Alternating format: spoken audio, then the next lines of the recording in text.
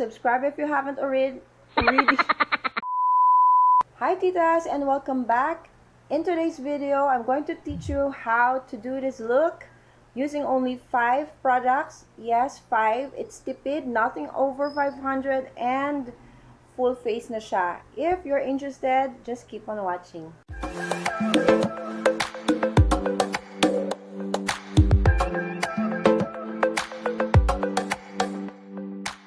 Now with our bare face, we're going to move on to our base. Okay, so I have 2 options for you.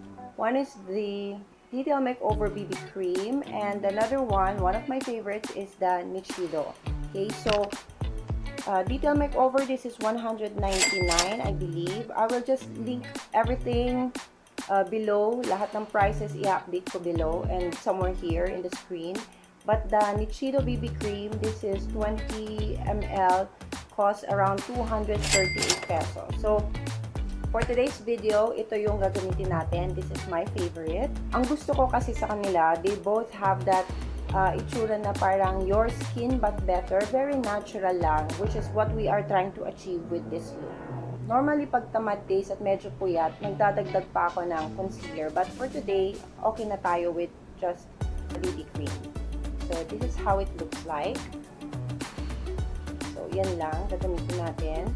And we'll try to spread it sa face. Actually, itong BB cream na to, pwedeng fingers, pwedeng brush, or sponge. But today, we will meron na akong review dyan. So, today we'll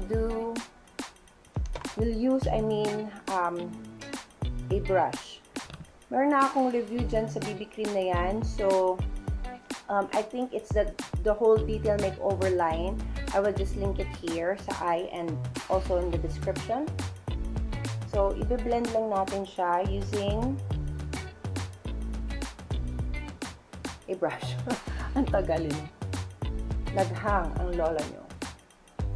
So, yan. Kung makikita nyo, parang fresh looking lang siya. Yun yung gusto ko sa kanya. And hindi siya, at first, para siyang, especially pag bine-blend mong ganyan, para siyang may lagkit factor. But once it sets in sa face mo, wala na. Well, that's my experience.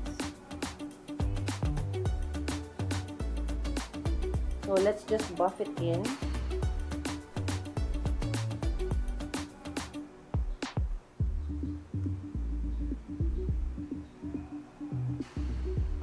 So that's our base. Now we will move on to our brows, our nose, and eyelids. We'll be using just one product for the 3 areas. Hindi na siguro ako magno-nose contour. Hindi naman ako araw-araw nag-nose contour. Pero papakita ko na rin how I use this. Again, Detail Makeover Make Brow. Ito ginagamit ko siya, of course, sa brows. And then, dahil para na rin siyang, baliktad natin. I think I mentioned in one of my videos, I also use this pag madalian because this can be used as a transition shade. Ito pwede sa inner corner and this para sa, tawag dito, outer corners. Or pwede lang isang shade lang, this one. So, today, ayusin muna natin yung ating eyebrows. So, I'll be using this Ann Klutz travel brush. Eye Essentials. Linisin lang natin. Suklay-suklay. You know guys, hindi talaga ako ma-powder products for eyebrows. Exception talaga to the rule to. Kasi I'm more of a pencil kind of girl, you know. So, I'll just dip this one. And then, lilinyahan natin. May nag-request sa akin na gumawa ng video paano magkilay. Siguro gagawa tayo ng updated. One using powder and then another using pencil. Okay? Pero, isi-speed ko na lang itong video para hindi kayo mabore. Kilay lang naman yan.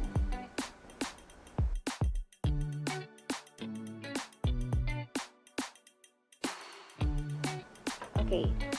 So, tapos na tayo sa brows. Mapunta naman tayo sa using this one. let's go try to contour our nose. So, I'll be using this shade. Looks light sa camera, ang pick up niya sa camera. But normally, hindi naman talaga ako nagko-contour using this product. Pero just for those na gustong mag-contour, pwede din tong product na to.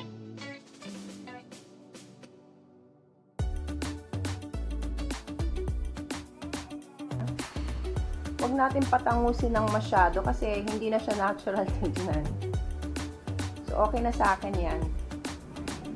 Ito na tayo sa sa eyes. So, I'll just get a fluffy na brush and then this one will use sa ating crease.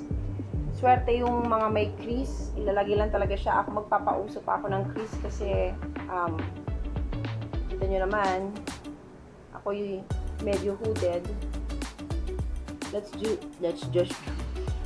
the other half. The other eye, I mean. Yun lang guys, medyo powdery siya. Walang ko napipick up siya. So, medyo powdery siya. You always tap off the excess. And very light-handed.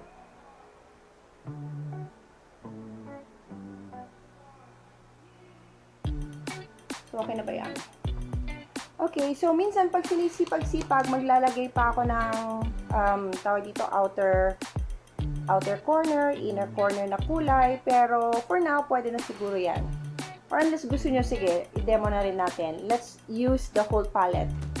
So, kuha tayo ng brush. This one, all over the lid.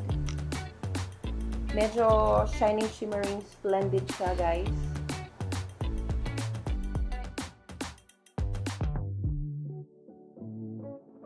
We'll use this darkest one dun para sa outer shade. We'll just stamp it.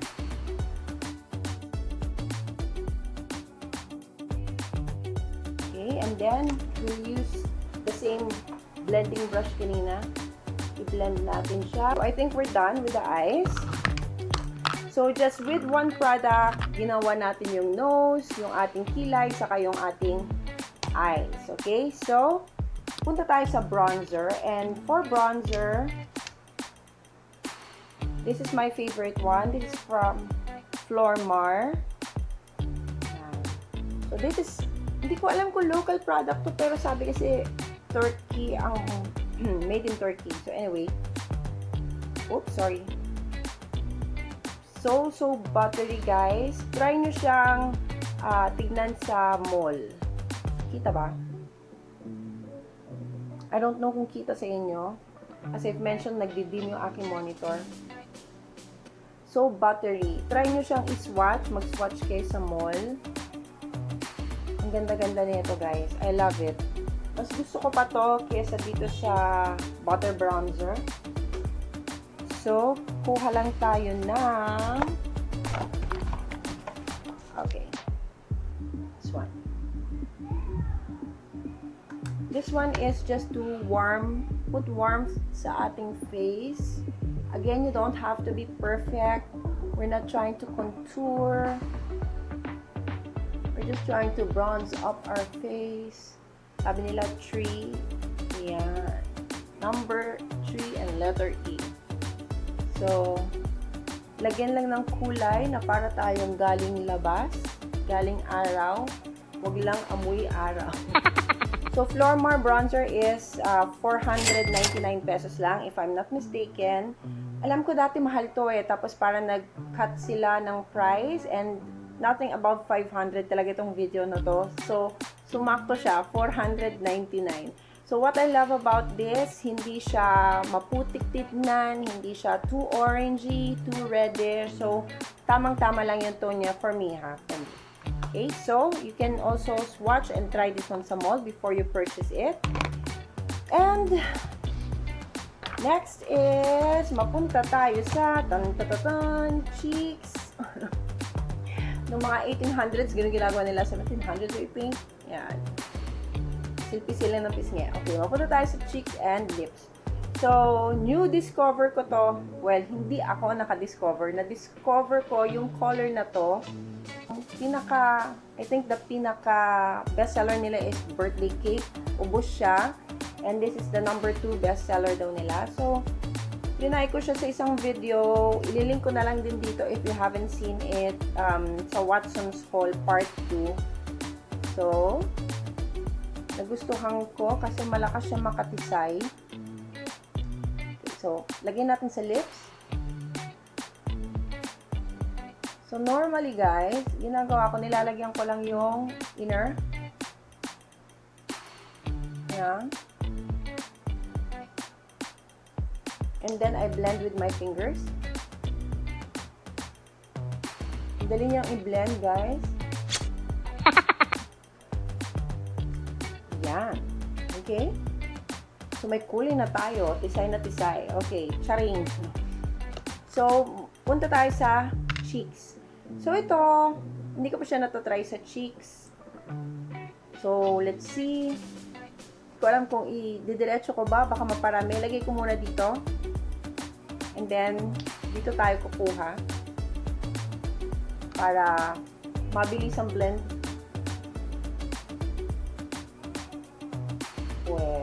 Pwede. Oh. Ewan ko sa monitor ha. Hindi ko alam kung napipick up niya yung kulay, pero sa akin para na akong matandang lasing.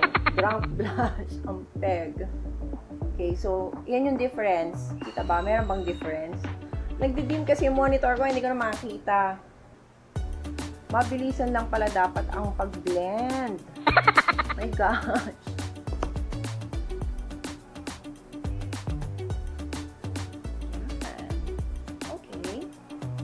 Dati kasing ginagamit ko, the Happy Skin Easy Glam Multi-Use Mousse Makeup. This is for eyes, cheeks, and lips. Pero dahil gusto ko sana nothing over 500 pesos, kaya sabi ko, palitan natin this one. Ang i-recommend ko is this one from Colorette. Okay? Hindi ko pala nasabi yung brand. This is Colorette and Velvetints. This is the Velvetints in the shade Toast. And this is only 349 pesos. O, diba? For your lips na and for your cheeks. Grabe. Grabe, parang ako lasing. Okay. Ito kasi, nasa 700 plus to. Although, you'll be using this for your eyes, your cheeks, and your lips. Pero technically, hindi siya under 500. So, hindi muna ito ang re-recommend ko. But you can also try and use this one. Maganda siya, guys. I'll just show you. Oops. Yan. So, isa-swatch din natin siya. This is mousse. So, ang lambot-lambot niya. Pwede din siyang, ayan, lumulubog-lubog. You can see. Yan. Very pigmented din siya. Yan. So, last. Sa akin, guys, mawala ng lahat. Wag lang ang, well, kilaya. Pero, for me, ang pinaka-favorite kong ilagay, kahit ito lang, no, is yung lashes. Well, hindi siya lashes. Mascara. And ang pinaka-trusted kong mascara is this one. Maybelline Total Temptation Waterproof na mascara. They have this yung pink, hindi siya waterproof. Hindi nag-work sa akin yung mga hindi waterproof dahil nagsismear siya under my eyes. And what I love about this one, pinapa-elongate niya yung lashes ko and matagal siyang nakaganon. Yung lashes mo is so, whoop! Okay, so, lahat ng gusto ko sa isang mascara nasa kanya na. This is long-lasting. It keeps my lashes curled. And then, waterproof siya. Hindi siya nagsismear under. So, gamitin natin to. And this is not the first time I featured. This is not the first time I featured this product because it's my favorite. This is my ride or die. I think this one is pang 7th na tube ko na. Tube ba tawag dito? 7, hindi naman siya bottle. Basta pang 7th na bili. 7th or 8 na yata. Okay, so yan siya. Tingin lang sa baba. And then, i-wiggle-wiggle siya. Wiggle-wiggle.